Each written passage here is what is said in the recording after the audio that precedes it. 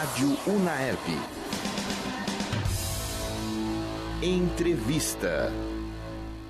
Olá, caro ouvinte da Rádio Unaerp. Eu sou Guilherme Girardelli e no programa Entrevista vamos falar sobre música popular brasileira. Vou bater um papo aqui com meu amigo Evandro Favacho, um grande apreciador de MPB e principalmente fã de um dos maiores músicos brasileiros, Chico Buarque de Holanda. Evandro, para começar nosso papo assim, quais foram os anos mais marcantes para a música brasileira? Os anos mais marcantes foram a década de 30 e a década de 60.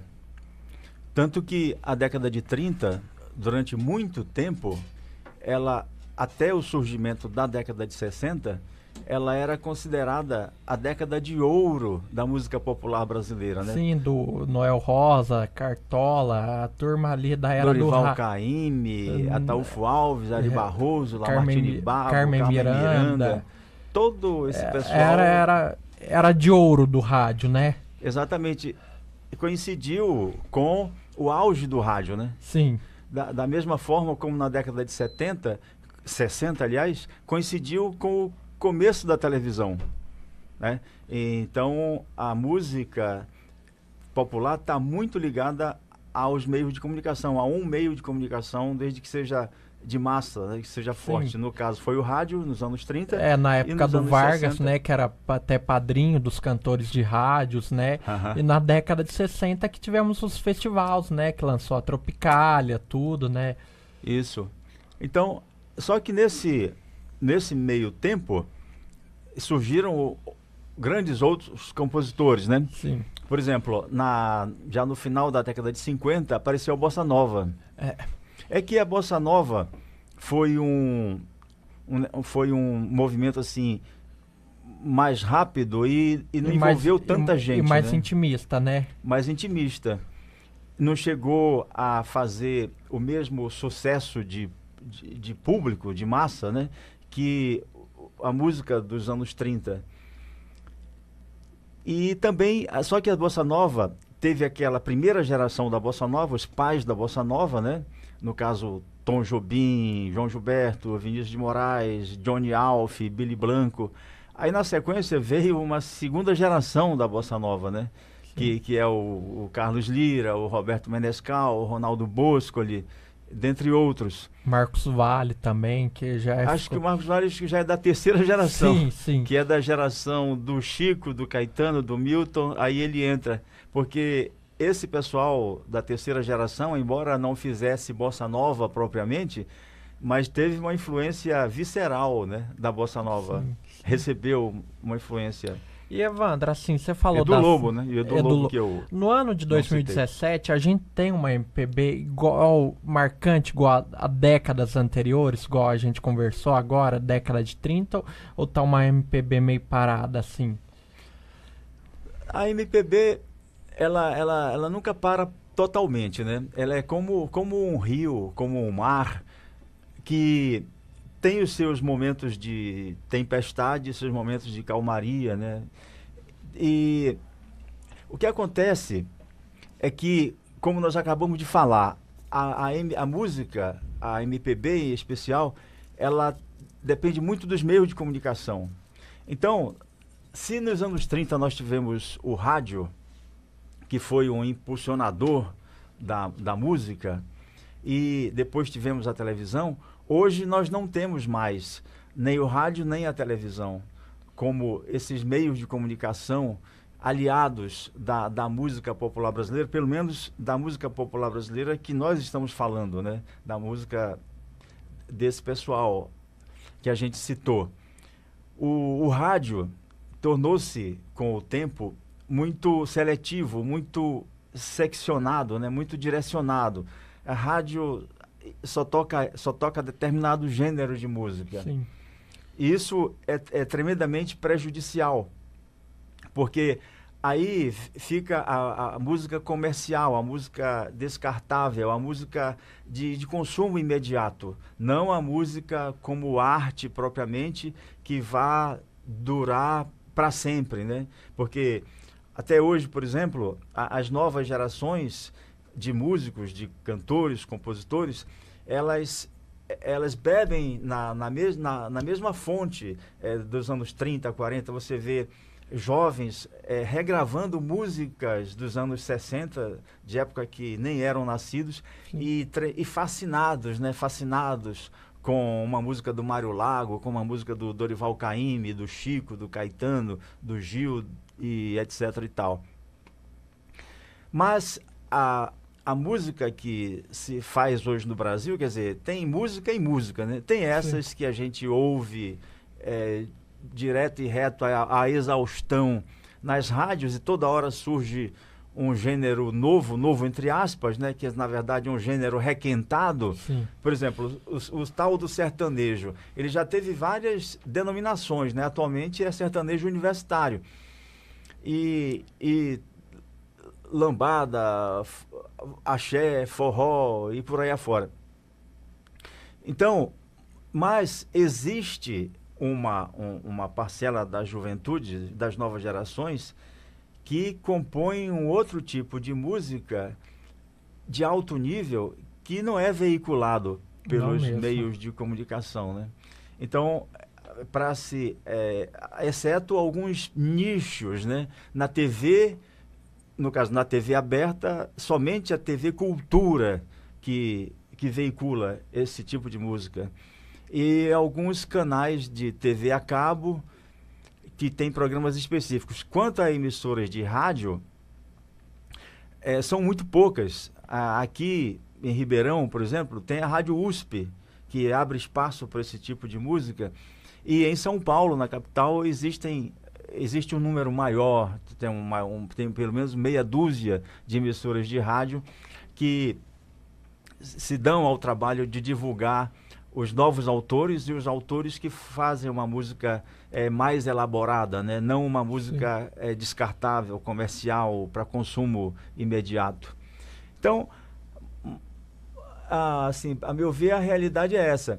Se faz música boa, tanto em termos de letra, quanto em termos de melodia, em termos de arranjo, em termos de orquestração.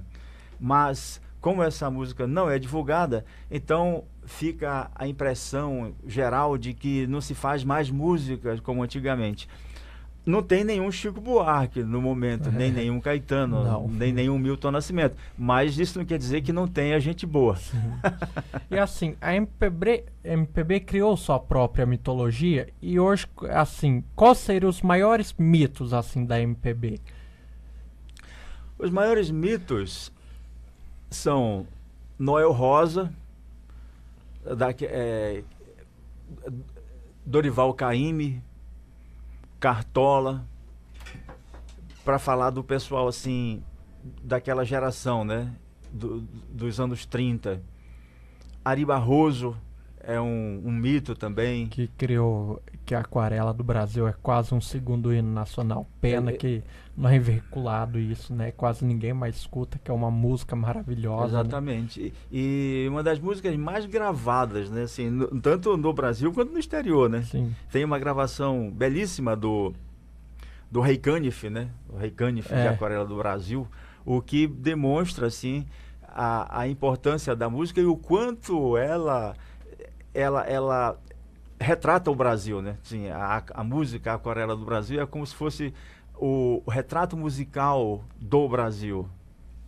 E, além desses, tem o Chico Buarque, né? O Caetano, o Gil, o Milton, o Tom Jobim, obviamente, o Vinícius de Moraes. E tem uns que não fizeram tanto sucesso, mas que são tão geniais quanto, né? Que é o caso do Edu Lobo, por exemplo. E tem o Paulinho da Viola, genial, Paulinho da Viola. Bethânia também, Gal. Aí tem o pessoal mais do canto, né? Sim. Tem a Bethânia, tem a Gal, tem a Dalva de Oliveira, tem Nara a Ângela Leão. Maria, tem a Nara Leão, tem a Elis Regina. Em matéria de cantora, nós estamos muitíssimo bem servidos, né? Estamos. É uma MPB muito rica, assim, muito vasta. Muita cantora jovem, né? Tem a Tereza Cristina, tem a Mônica Salmazo, tem a Selmar, tem a Cel, tem a Tulipa Ruiz, né? E tem outras, né? No caso do Adriana Calcanhoto, que já não é tão jovem, mas além de ser grande cantora, é também grande Nana compositora. Caymmi também, que é... Bom, a Nana, a gente é suspeito que ela vem de uma família musical, né? A Dona Ivone Lara também, foi uma das primeiras mulheres a colocar um samba enredo na avenida, né? Na década de 30, né? Dona Ivone Lara é um mito, né? No samba. E grande compositora também, parceira do Délcio Carvalho, né? Eles dois Sim. compuseram muitas obras-primas, muitos sucessos. Assim, Evandro, o que tem mais chamado a atenção recentemente no cenário musical, assim? De pessoas? Como eu falei, tem surgido, né? Muita gente, por exemplo, inclusive na música instrumental. O Brasil é um país riquíssimo em música instrumental. A nossa música instrumental é uma das mais criativas do mundo e os nossos instrumentistas são os melhores do mundo. Eles são requisitados para tocar em tudo que é lugar, em tudo que é país, e não é de hoje, né? Faz muito tempo. Principalmente a partir da década de 60, embora antes alguns músicos já tivessem feito sucesso no exterior. Por exemplo, o Garoto, Aníbal Augusto Sardinha, né, que é o violonista Garoto, ele acompanhou a Carmen Miranda, fez parte do Bando da Lua, e ele ficou nos Estados Unidos um tempo, tocando lá, tal o sucesso dele. E cantores, né, como o Lúcio Alves, por exemplo, e o Dick Farney. Dick Farney gravou vários discos em inglês, foi sucesso nos Estados Unidos. O Lúcio Alves só não fez a mesma carreira de sucesso do Dick Farney porque não quis ficar lá ou não conseguiu ficar lá devido à saudade que sentia do Brasil, né? Mas tem o Airton Moreira, percussionista, que morou nos Estados Unidos um tempão, foi para os Estados Unidos, fez carreira de sucesso lá. O Sérgio Mendes que é um que faz carreira de sucesso lá nos Estados Unidos, né? Ele voltou para o Brasil em 79, 80, depois ele voltou para o Brasil, né? Aliás, ele é engraçado porque ele voltou para o Brasil exatamente no ano da anistia, né? Quando foi concedida a anistia aos presos políticos, aos exilados, né? Uhum. Em 79, ele que não tinha nada a ver com a política, nem com o exílio, mas voltou para o Brasil, coincidentemente, nesse mesmo ano. Uhum. E, Evandro, assim, quais álbuns da MPB possuem músicas memoráveis? Nossa! É muito, né? São muitos. É claro que eu me lembro mais, assim, dos álbuns da minha geração, né? Por exemplo,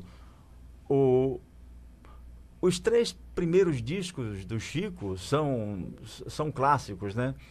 Apesar de que a gente ouvindo hoje em dia, a gente percebe o quanto ele ainda era ingênuo musicalmente, né? E isso é bom, essa percepção, porque mostra o quanto ele evoluiu, né? Porque quando ele surgiu, ele já foi logo de cara considerado um gênio. E, no entanto, ele conseguiu ser melhor do que ele era no começo, né? Do que quando ele surgiu. O que é um fenômeno interessantíssimo, porque normalmente ocorre o contrário, né?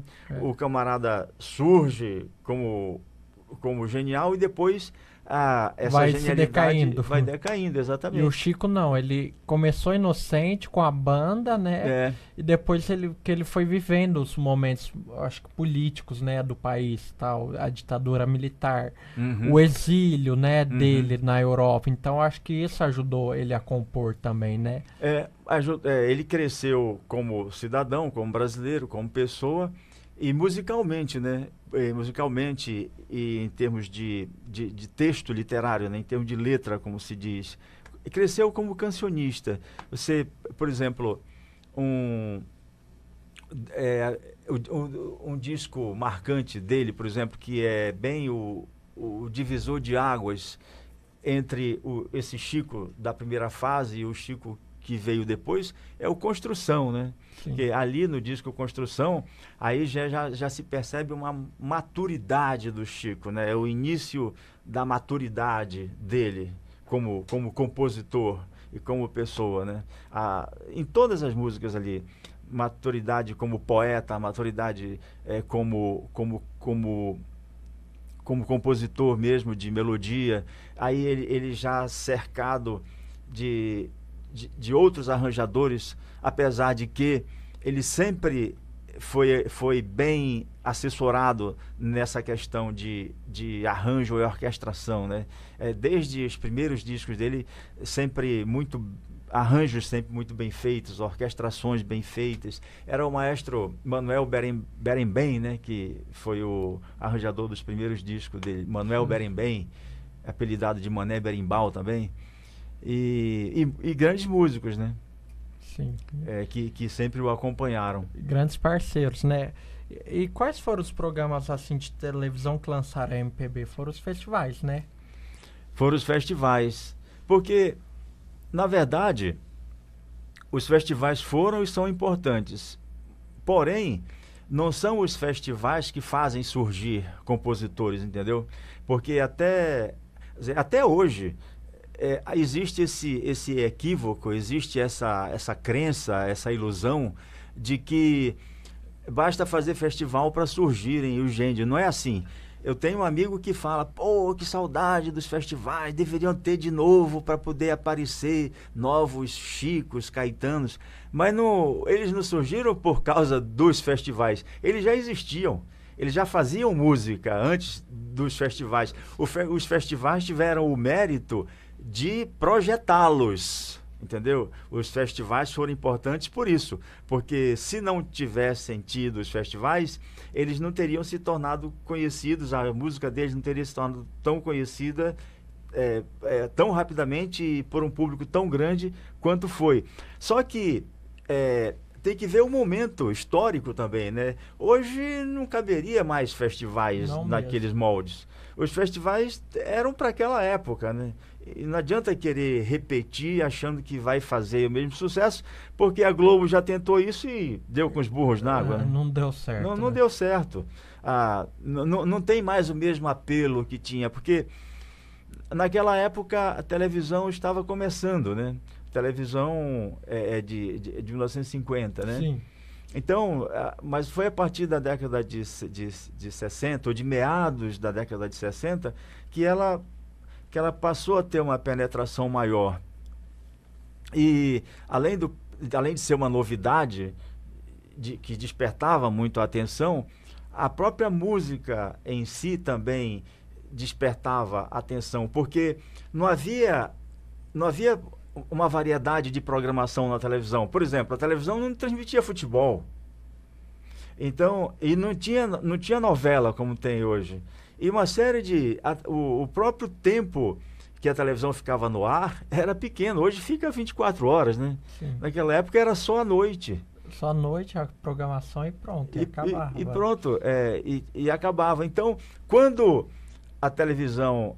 não foi nem a televisão, né? Quando o Solano Ribeiro, por exemplo, ele que já era radialista, ele tinha programa de música, ele teve essa sacada, porque ele já promovia shows nos teatros lá de São Paulo, principalmente no Teatro Paramount.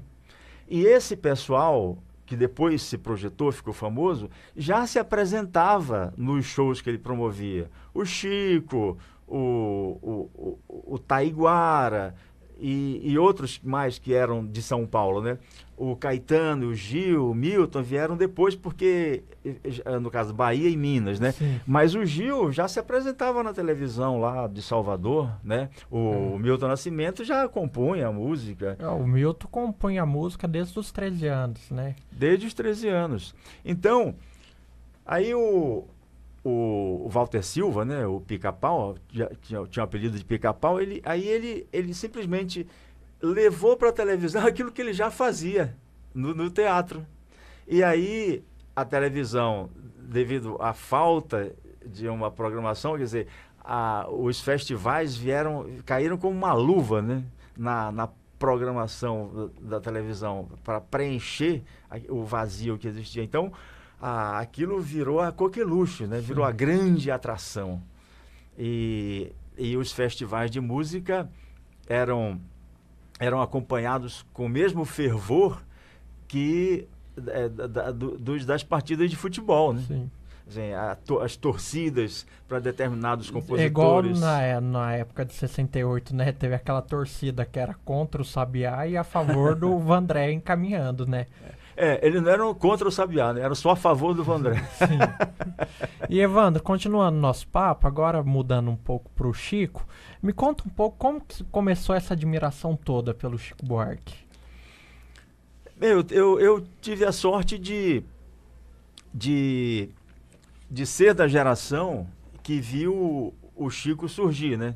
Sim. Eu era pequeno quando o Chico gravou a primeira música dele, que foi Pedro Pedreiro, em 1965. Em maio de 65, eu tinha 9 para 10 anos de idade. Então eu já estava naquela fase de observar o mundo, né? Já não era mais tão criança. Eu já ouvia rádio. Aliás, sempre ouvi rádio desde pequeno.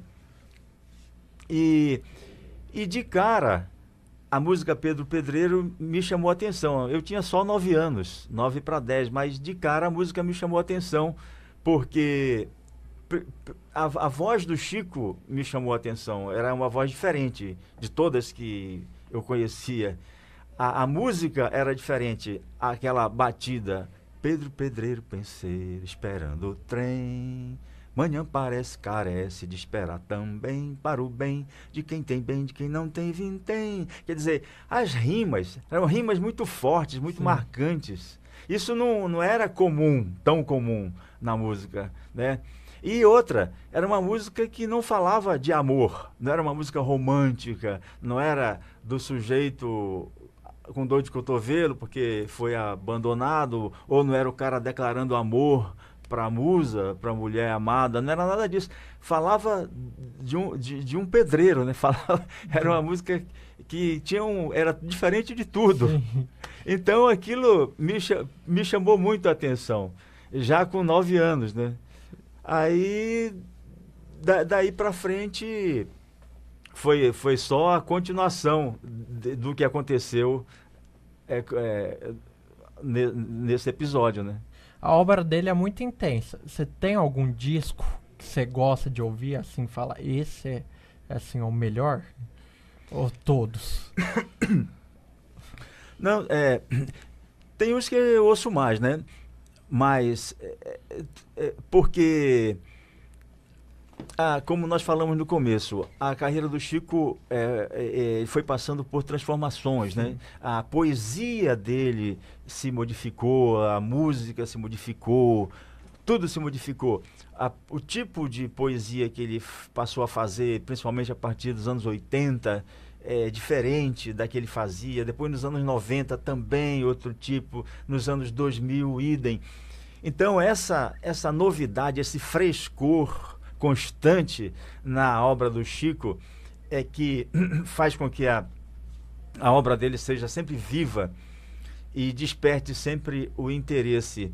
E aí, muitas vezes, a gente se prende mais a essa obra nova do que às antigas, até porque as antigas eu já escutei muito, né? Sim.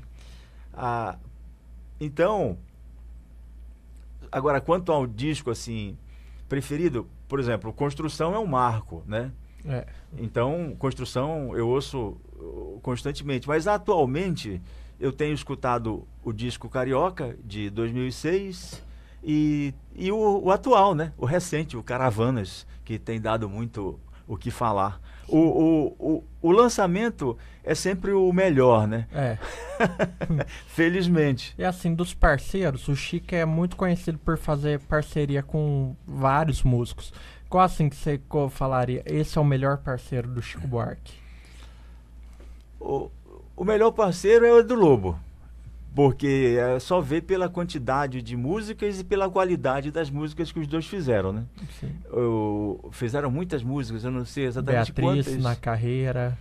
Beatriz. Fizeram praticamente o Grande Circo Místico juntos, né? O Grande Circo Místico, primeiramente, depois fizeram o Corsário do Rei, todas as músicas do musical Corsário do Rei, depois a Dança da Meia-Lua e depois Cambaio, né? Ou seja, nossa, 4 trabalhos. Sim. Isso sem falar em músicas outras que fizeram independentemente de trabalho, né? É o caso da primeira parceria deles, que é Moto Contínuo. A primeira parceria Sim. deles é de 81, que foi gravada no disco Almanac. E tem a música que ela é Nego Maluco, né? Sim. Que é um frevo, parodiando a música Nega Maluca, É. que é de autoria do pai do Edu Lobo, o Fernando Lobo. Sim. Também tem o Francis Haim também, que fizeram pouca coisa. Francis Haim, nossa, Francis Haim é genial, né? Tudo Sim. que os dois fizeram foi genial. E claro, o Tom Jobim, né? Assim, eu acho que os 3 maiores parceiros do Chico Sim. são esses, pela quantidade e pela qualidade. O Chico fez parceiro com outros, mas assim, foram parcerias ocasionais, né? Com o Vinícius mesmo. Ele deve ter umas 3, né, parcerias com o Vinícius, que é Gente Humilde, Sim. que foi a convite do Vinícius. Tem, Que era do Garoto também, né? a melodia é do Garoto, Sim. que já existia há muito Sim. tempo, né? O Vinícius resolveu colocar a letra. O Vinícius era genial nessa questão de colocar a letra em melodia que já existia, né? Sim. É só ver a letra que ele colocou em Lamento, do Pixinguinha. Sim. E aí ele convidou o Chico para ser parceiro dele.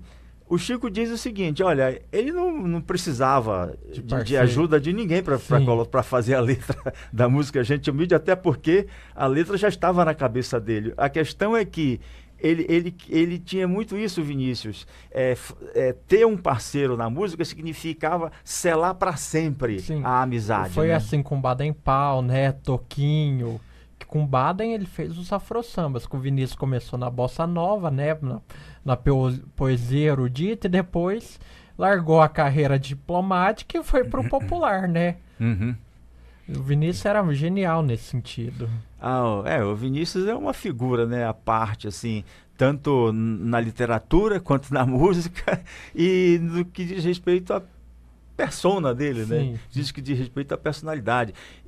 Por tudo que eu conheço do Vinícius, eu cheguei à conclusão de que ele é um dos maiores seres humanos, um dos melhores seres humanos que já habitaram esse planeta, entendeu? Sim. Ele era um cara completamente desprendido de tudo. Ele desprendido de bens materiais, tanto é que ele foi diplomata, ganhou dinheiro como diplomata, ele foi compositor, ganhou dinheiro como compositor, ganhou dinheiro na literatura e gastou tudo. Sim. Ele... O Tom contava que a Tereza, a mulher do Tom, tinha que falar pro Tom ler os contratos, senão o Vinícius vai gastar tudo.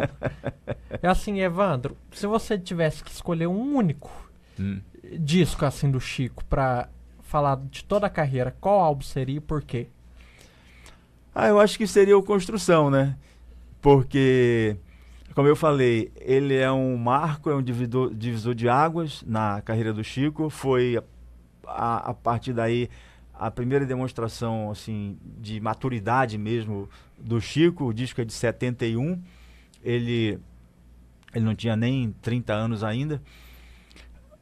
E por isso, pela qualidade das músicas, músicas ali que ficaram, já se eternizaram, já são clássicos, né, do cancioneiro nacional, Construção, Deus lhe pague, Cotidiano, que foram as mais tocadas na época.